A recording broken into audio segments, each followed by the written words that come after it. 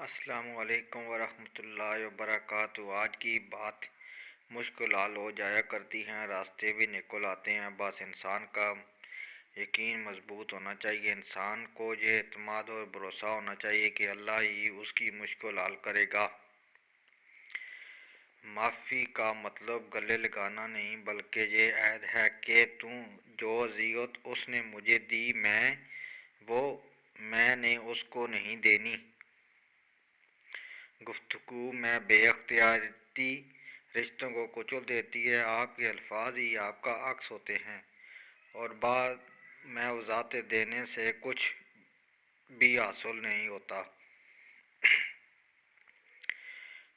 اس شخص کو کبھی دوست مت بناؤ جو کسی محفل میں آپ کو شرمندہ کرے، چاہے وہ مذاق میں ہی کیوں نہ ہو۔ ہم لوڈو کے دانوں سے بھی سمجھ سکتے ہیں، ہمیشہ 6 کے ہوتے ہیں، لیکن ایک بھی آئے تو چلنا ہی پڑتا ہے۔ امتحان میں نقل کر رہو تو امتحانی بورڈ پاس کر دیتا ہے۔ اللہ کی قسم، اپنے پیارے نبی کی نقل کر لو تو اللہ تعالیٰ پاس کر دے گا۔ ہر وہ شخص جو آپ کی زندگی میں قدم رکھتا ہے، اس کے آنے کا کوئی نہ کوئی سبب ہوتا ہے۔ کچھ آپ محبت کرنا سکھا دیتا ہے، کچھ لوگ محبت نبھانا سکھا دیتے ہیں، اور کچھ قبضہ کرنا سکھا دیتے ہیں، اور کچھ خواب دکھانا، اور کچھ لوگ انہی خوابوں کو پورا کرنے کا حوصلہ دے جاتے ہیں۔ زندگی کی جنگ خود لڑنی پڑتی ہے، لوگ صرف مبارکباد دینے یا فاتحہ خوانی پڑھنے آتے ہیں۔ علم کا ایک قطرہ جہالت کے سمندر سے بہتر ہے، اور عمل کا ایک قطرہ علم کے سمندر سے افضل ہے۔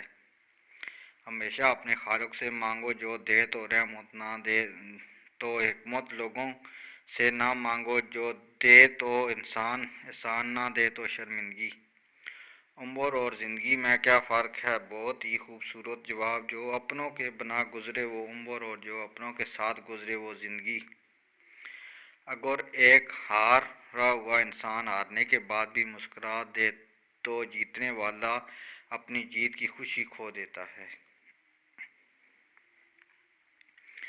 زندگی میں خود کو کبھی کسی انسان کا عادی مت بنانا، کیونکہ انسان بہت خود غرض ہے۔ جب آپ کو پسند کرتا ہے تو آپ کی برائی بھول جاتا ہے، اور جب آپ سے نفرت کرتا ہے تو آپ کی اچھائی بھول جاتا ہے۔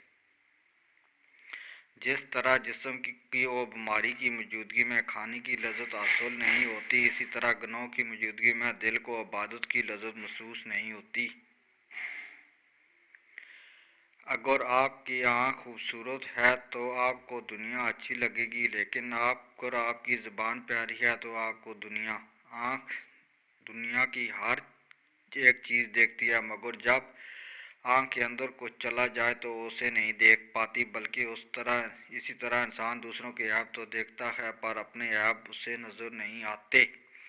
ہر طریق رات کے بعد صبح تو نمودار ہونا ہی ہے، اس لیے پر امید رہیں۔ اللہ پاک کو پر امید لوگوں بہت پسند ہیں۔ جب گھریلو فیصلے کرنے کے لیے باہر کے بندوں کی ضرورت پڑ جائے تو سمجھ لیں کہ آپ کا خاندان تباہ ہو چکا ہے۔ اپنے مال کو زکوٰۃ دے کر محفوظ کرو، اپنی بیماریوں کا علاج خیرات سے کرو، اور مصیبت کی لہروں کا مقابلہ دعاؤں سے کرتے رہو۔ جو کہتے ہیں پیچھے مڑ کر نہیں دیکھنا چاہیے، غلط کہتے ہیں، بار بار دیکھنا چاہیے کہ اپنی اوقات یاد رہے۔ وقت نے ایک ہی بات سکھائی، ہر تعلق، رشتہ، ناطہ تب تک زندہ ہے جب تک آپ دوسروں کے معیار اور توقعات پر پورا اترتے رہیں۔ ایسی خوشی سے بچو جو دوسروں کو دکھ دینے سے حاصل ہوتی ہے۔ جو شخص تم پر غصہ کرے اور تعلق بھی ختم نہ کرے تو وہ برے وقت میں تمہارا سب سے اچھا دوست ہے۔ آزمائش جتنی سخت ہوتی ہے اس کا بدلہ بھی اتنا ہی بڑا ملتا ہے۔ حضرت انس رضی اللہ تعالیٰ عنہ روایت کرتے ہیں کہ رسول صلی اللہ علیہ وسلم نے ارشاد فرمایا، آزمائش جتنی سخت ہوتی ہے اس کا بدلہ بھی اتنا ہی بڑا ملتا ہے۔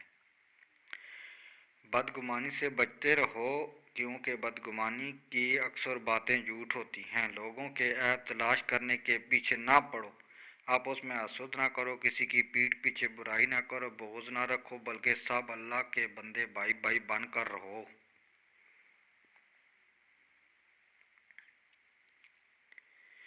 اللہ تعالیٰ کی دی گئی ڈیل کو اپنی چالاکیاں مت سمجھو، وہ جب رسی کھینچتا ہے تو انسان منہ کے بل گرتا ہے۔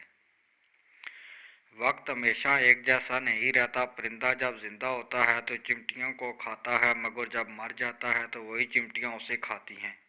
ایک درخت 1,00,000 ماچس کی تیلی بنا سکتا ہے، مگر ایک ماچس کی تیلی 1,00,000 درخت جلا سکتا ہے۔ انسان جب زندہ ہوتا ہے تو مٹی سے رزق لیتا ہے، اور جب مر جاتا ہے تو وہی مٹی اسے اپنا رزق بنا دیتی ہے۔